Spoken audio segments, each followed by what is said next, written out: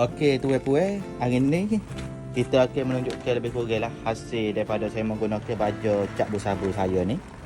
Okey, busabu ni merujuk kepada untuk pokok bunga, pokok sayur dan pokok buah. Maknanya 3 pokok ni kata sesuai dan selamat digunakan lah baju ni. InsyaAllah dah.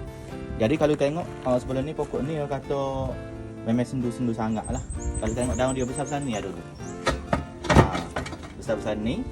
Bila ni tengoklah hasil dia. Lepas pada guna baju cat busabu saya ni.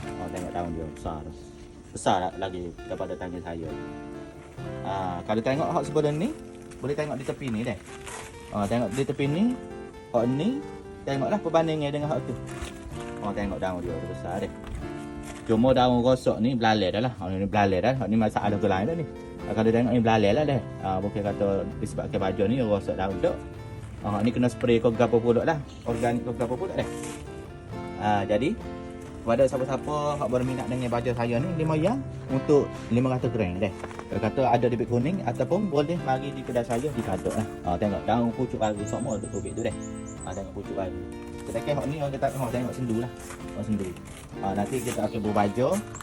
Kita tengok hasil dia lagu mana pula, lagu mana dah. Okey. Terima kasih.